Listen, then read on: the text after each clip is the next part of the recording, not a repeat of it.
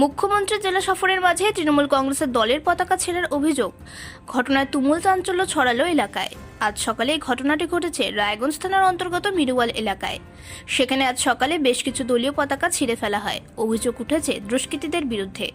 তৃণমূলের অভিযোগ, এই দুষ্কৃতীরা বিজেপি আশ্রিত। প্রসঙ্গত, গতকালই রায়গঞ্জে এসেছেন মুখ্যমন্ত্রী মমতা বন্দ্যোপাধ্যায়।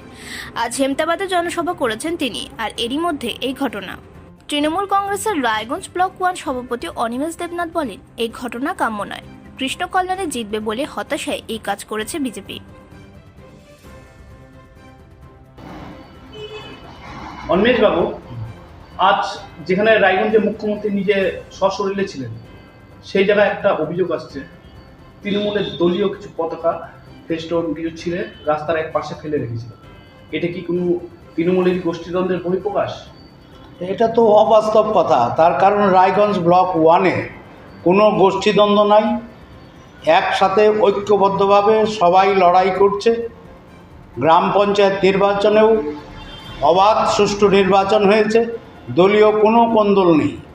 এবং আমার যেটা ধারণা সেটা হচ্ছে আমাদের মনোনীত প্রার্থী কৃষ্ণ কল্যাণী বিপুল ভোটে জয়ী হবেন।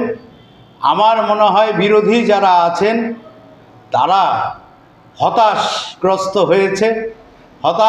হয়ে এরকম একজন মানবিক মুখ্যমন্ত্রী থাকাকালীন অমানবিক কার্যকলাপ করেছে বিরোধীরা। বিরোধী বলতে আমার যেটা ধারণা, বিজেপি আশ্রিত কোনো দুষ্কৃতী এই কাজ করে থাকতে পারে। কারণ এটা হচ্ছে ঘৃণ্য রাজনীতি। যারাই করেছে এটা রাজনৈতিক পক্ষে খুব ভালো বার্তা যায় না। আচ্ছা, যেখানে আজ বিজেপির জেলা সভাপতি বাসুদেব সরকার এক প্রেস কনফারেন্স করে বলেছেন যে আমরা এই ঘৃণ্য রাজনীতি করি না, বিশ্বাসী না। দেখুন, এটা তো বলার কথা বলেছে। কেউ কি কখনো নিজে বলে যে গোয়ালা বলবে আমার দই টক? কারণ যে একটা কিছু ঢাকতে হবে তো এই কথা বলে, ভালো ভালো কথা বলে নিজের আশ্রিত দুষ্কৃতীদের আমি ঢাকবো, এটাই তো হলো এদের